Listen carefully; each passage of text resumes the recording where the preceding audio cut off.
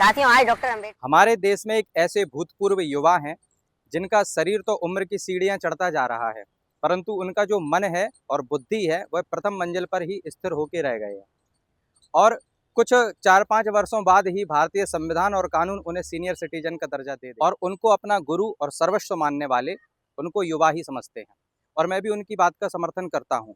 क्योंकि युवा अवस्था शरीर की संरचना नहीं, मन की अवस्था पर निर्भर करती है। और वो तो बिल्कुल नवयुवक ही हैं, मैं भी मानता हूँ। जैसे कि एक नवयुवक यूं अपनी बाहें चढ़ाता हुआ किसी भी युद्ध में उतर जाता है, किसी भी लड़ाई में उतर जाता है। और जब सर्दियां आती हैं तो उसके घर वाले उससे कहते हैं कि बेटा गर्म कपड़े पहन ले, तुझे सर्दी लगेगी, परंतु वह अपने बाल हट में बिल्कुल टी शर्ट पहनते हुए घूमता रहता है। और जब उसकी कोई जिद पूरी नहीं होती है तो वह चीज़ें तोड़ देता है, फाड़ देता है, भले ही फिर वो संसद में अध्यादेश ही क्यों ना हो। संसद में संविधान को खेल समझता है और अपने साथ एक डायरी लेकर इस प्रकार चलता है जैसे कि बच्चे का पसंदीदा खिलौना। ऐसे भूतपूर्व युवाओं को अपना गुरु मानने वाले और उनसे ज्ञान अर्जन करने वाले युवाओं से इस प्रकार के वक्तव्यों की तो अपेक्षा की ही जा सकती है। इसमें कोई अचरज की बात भी नहीं है। और वो कहते हैं कि संघ के अंकल शाखाओं में बच्चों को जो सिखाते हैं, तो मुझे भी संघ की शाखा में जाने का अवसर प्राप्त हुआ और वहाँ पर मैंने अपने बुजुर्गों से संघ की शाखा में और परम पवित्र भगवा ध्वज को गुरु के रूप में स्वीकार करके उसके सानिध्य में जो सीखा है, उसके आधार पर मैं कहना चाहता हूं कि भारत ने जब तिरंगे को राष्ट्रीय ध्वज के रूप में स्वीकार किया और उसकी जो इतनी लंबी जो यात्रा रही, इस यात्रा की नींव में जो संघर्ष, त्याग, बलिदान और अदम्य साहस छुपा है, वह सब भारत की उस शाश्वत परंपरा से उपजा है जिसका जीवंत उदाहरण भगवा ध्वज है। यह जो भगवा रंग है, यह इतिहास के हर मोड़ पर जलता रहा है,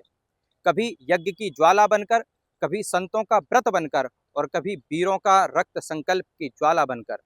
यह भगवा ध्वज प्रतीक है आत्मविश्वास का, आत्मा का। तिरंगे में भी केसरिया रंग को सबसे ऊपर रखा गया है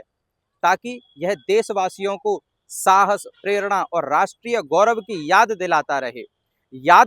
भगवा है पद्मिनी के जौहर की ज्वाला, मिटाती अमावस लुटाती उजाला, नया एक इतिहास क्या रचना डाला, एक चिता जलने हजारों खड़ी थीं, पुरुष तो मिटे नारियां सब हवन की समिति बन अनल के पगों पर चढ़ी थीं, मगर जौहरों में घिरे कोहरों में धुएं के घनों की बलि के क्षणों में धधकता रहा पूज्य भगवा हमारा, गगन में लहरता भगवा हमारा। और जो लोग रोना रो रहे हैं कि भारत में इतिहास बदला जा रहा है, नाम बदले जा रहे हैं, स्मारकों के नाम बदले जा रहे हैं, तो मैं उनसे बड़े ही सम्मान और गर्व के साथ कहना चाहता हूं कि भारत अपने गुलामी के निशानों को मिटा रहा है, अपने पुरुषार्थ से, आत्मबल से, आत्म गौरव से। भारत माता की जय, परम पवित्र भगवा ध्वज की जय, झंडा ऊंचा रहे हमारा, विजयी विश्व तिरंगा प्यारा।